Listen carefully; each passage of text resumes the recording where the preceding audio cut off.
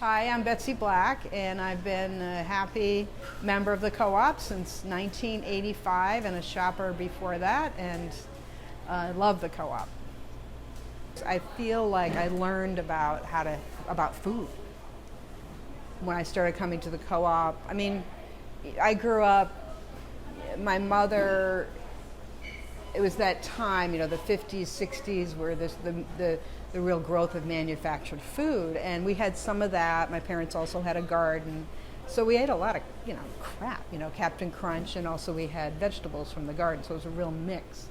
But as a young adult, I didn't know how to cook, so I liked the recipes in the newsletter, and we would cook at my house where I live with other young adults. And over time, I just learned a lot more about food. Yeah, and I definitely knew people socially from the co-op. I got on the board early on, and that was another way I got to know people. Over the years, the co-op's become much more part of the community. Like, there were years where people would be like, co-op? What are you talking about? Like, they didn't even know it existed. So being sort of part of Main Street and being considered an important player in the business community, I think is great, because we attract a much more diverse group of people than we used to. And like the new thing, we're the farmers market all the time. I'm like, yeah, well, I don't understand why people don't get that, because it's so true and has been that way. I mean, co-ops are why we have organic food, because they were supporting that when nobody thought it was important. And now it's obviously very mainstream, which is great, but we should get more credit. Well, I have a lovely story to tell you, which is that I was in the co-op one day and shopping and chatting. This was a long time ago. And this woman came sailing in and very energetic, and we started chatting. And that's the woman I've been married to. And so we met at the co-op, and we've been together for 26 years. Hi, I'm Doris McGurran, and I've worked at the store for 15 years. I started as marketing manager, and then I went into working with Shane in the bulk department, and that was great. It was like, we were in a little room in the basement, and it was he always had his music going. He had the blues and all that stuff that he likes, bluegrass and stuff. So we could listen to that and do that.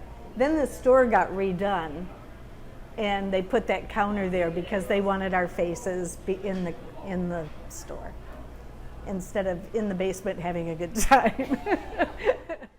I think it's still pretty friendly. It's like, this doesn't happen every single time, but like the other day, this guy was in here and he was talking about a test he had to take for high school now he's an older man. I mean, my age or a little younger. And he was talking about this test he took, and this lady overheard us and I had to take that test. And it was like these people that didn't even know each other that really were getting into having this conversation, and it happens like that a lot. I mean, there's a lot of people who are friends here,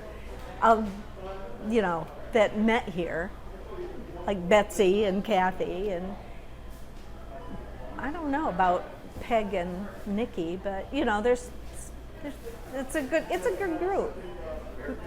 I do like my customers, but I love the people I work with here. I love the people I work with. When I got hurt this past year and was out of work for a while, I was going stir crazy at home. I mean, I missed everybody so much. We're good friends, and even if we're not friends, there's a niceness to it, that we're kind of supportive of each other. And I think, there's something special about that. This here it's a treat. It's a treat for me. Yeah, I love it here. Hi, I'm Shane. I've been the manager here in New London for 3 years, but I've worked the co-op since 1999 or 2000, one of them, so a good long time. I first held a part-time job on the weekends, and really it was every Sunday for the first few years I worked at the co-op, and I worked with Vern who passed away last year. But we would hold down Sundays, and you know, whatever happened, there was nobody to call, so we would just fix whatever went wrong, and things always went wrong. But more went right than went wrong, and that's kind of how it was. But those were actually fond memories. We had a good time every Sunday. Everybody that came into the store on Sundays knew us. We knew them. It was very rare you'd get somebody new. But you know, back in like the early 2000s, before the co-op expanded out of the first corner on 24 Main Street, the people that came in were typically the same groups of people. You know, you didn't have organic over at Shaw's or Hannaford or at Market Basket at that time. It was pretty much a lunatic fringe population, and you know, culturally, people who were different ways of being that weren't maybe accepted, or maybe they didn't feel accepted in other establishments in Concord, felt pretty comfortable coming into the co-op. As far as any character I can think of that I kind of looked up to in the co-op world, it would be Derek and all the folks at Owen Farm that were a daily constant presence. And you know, Derek served on the board, served in the State House, and I don't know if people still come from Owen Farm to collect the compost every day, but Derek certainly espoused all those values that we aim for at the co-op in our mission statement. He walked it like he talked it. You need to get more young people into the movement, people who are younger.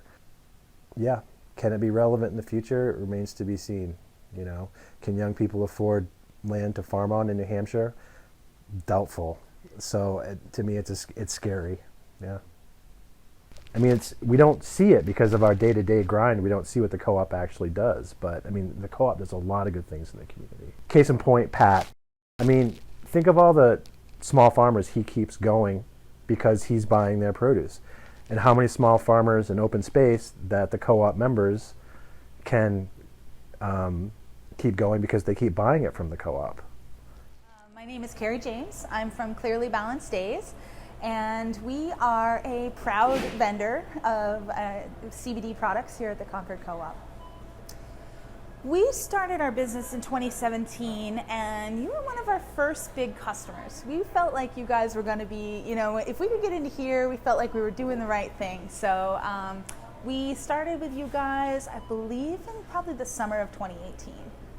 We have a lot of values that we want to make sure that we're always being aware of. So one of the things is that clean, simple, natural products are what we always want to be making. Something that we're proud of making is important to us. So we knew that working with stores like the Concord Co-op would be really good for us, that if we could fit into those spaces, we were doing the right things. We want to be in the places where the people that are buying the products to offer to their customers are really mindful that they're, you know, making sure that the ingredients are what they want them to be, and that, you know, we're dotting our I's and crossing our T's and making sure that things are right. So. Hey, I'm Corbin. I'm a service lead at the Concord Food Co-op. Working here, I've known a lot of people, and I've gotten to know a lot of their routines, and it's nice to know people in the community that, you know, when I'm outside of work, it's nice to see, oh, hey, there's Joe Schmo giving me a wave because I, you know, rang out his blueberry muffin yesterday. It's nice to have that kind of familiarity. It makes living in a really big city with a lot of people not seem like such a big city with a lot of people. There have been times where I've had a customer that's short like $1.50, and the person behind them is like more than happy to pay that for them. And I think that just goes to show how much, like, how rooted we are in the community and how much of like a fountain of positivity we can be for the community. Well, a lot of co-ops around the country have gone completely plastic free, and I think that's something I would love to see implemented more into the co-op, is being more environmentally friendly. And I think like the biodegradable bags that we use in produce in bulk now are like a great first step, and having the paper bags as an option for people in bulk is also a good step. Hi boys and girls. My name's Rick Estes. So I don't really remember the exact first time that I got associated with a co-op, but I do know this. When they decided to put a store in on the corner of I think it was Concord Street which is now a laundromat. Okay, I built the store. That was my store. Don was going to be running it, and he and I laid everything out and designed it and da da da da da. And I built everything. I'm a builder. Built everything in my shop on my farm, hauled it all down, built the co-op. Today, you can be a member of the co-op. Just give them $100 and you're in. Back then, you didn't buy your way in, you worked your way in. I believe, and I'm making some of this stuff up, so it's been a while, I think you got a discount as a member if you put in a certain amount of work. You had to work a certain time. My wife and I, we were the cheese people. So we'd come in once a week, maybe every 2 weeks, and we'd go out back and take big blocks of cheese and this big old double-handled knife and make it into little blocks of cheese, weigh it up, hand write the tags. Now, there's a concept, and that's what we did. So we were the cheese people. Other people came in, as you can imagine, and they weigh up this and they'd weigh up that, and take 50-pound bags and make it into a bunch of 5-pound bags. Okay, Don Brueggemann was managing the store. We used to laughingly call it the mom and pop co-op, because Don, in his somewhat controlling way, would have been very happy if you walked in the door and there was a counter and you gave him your order and that he went out back and filled it and then brought it to you. Because he didn't, well, a lot of people didn't have the same work ethic or the same idea of how organized things should be or how clean things should be. So he spent a lot of time not just running the cash register and doing most of the work. He had to pick up after other people and all this stuff. And he used to get kind of cranky about it once in a while. I don't blame him. I'm that way myself. I'm pretty organized. I think the reason the co-op exists today is because of Don Brueggemann. It was the hippy dippy co-op. I mean, it was a center for a certain, we'll say, lifestyle. I'm a hippy dippy. Where else are you going to buy your stuff? It's like, why am I still a member of the co-op today? It's like, well, because I was 40 years ago, and I guess I like it. Don Brueggemann, and forever, since the very beginning. Soon after I was out of college, a friend of mine who was working over at the CAP agency had a grant that was focused on food co-ops. She was interested in trying to get a storefront going in Concord. Well, there was kind of a core group of folks who were kind of involved with that, and really it was about looking for a space that didn't cost very much. One of the folks, Willow Dieter, had the place up here on 13 State Street, I think was the number. It really was not much more than a closet. It was maybe 8 by 8 feet. She would let us use for, I think, nothing or almost nothing. But it was a pretty rustic kind of setup. And at some point in there we got a refrigerator, but it was not much more than a home fridge that we just stuck stuff in. We incorporated, and we gradually added people, and then we moved to the, I don't know the number here, but where the laundromat is on State Street, and that was a big deal. We're there for several years beyond that. I think it was probably 95 when we moved into the back corner of this space, and that took obviously a whole nother step.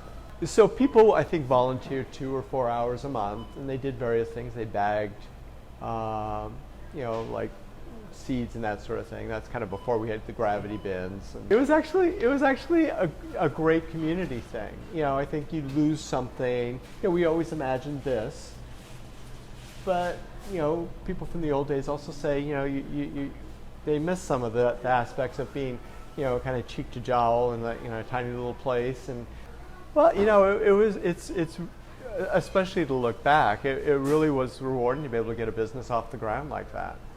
And to make it a going concern, and one that made enough money that it could grow and sustain itself like that. I guess I would like to say that I hope that this model in this store and this co-op will be resilient and be around for another 40 years. So I really have high hopes that leadership and forward thinking about food, employment, and systems will keep the co-op thriving to serve the membership. I just really appreciate the people that come in here, and I really appreciate my friends here that I work with. It's the best group of people in town. I can't imagine working anywhere else in this town, to be quite honest. The co-op does a lot of good things in the community. So hopefully that's recognized. You know, hopefully people keep buying the produce, buying the local dairy and the local meat, and we can increase what we do locally so that, you know, we can preserve that. I think that is the future, really. When I walk into work, I'm not just walking into work, I'm walking into like really where my family is. I spend the majority of my time here. I've made closer connections with people that I work here than people I've known my whole life. Keeps on changing, but it's the same. It's different now. I like the way that, I really like the store down there, to be honest with you, I do. You know, it's been a thread through, you know, my whole adult life. And, you know, I've really appreciated being here and glad that it's still a going concern.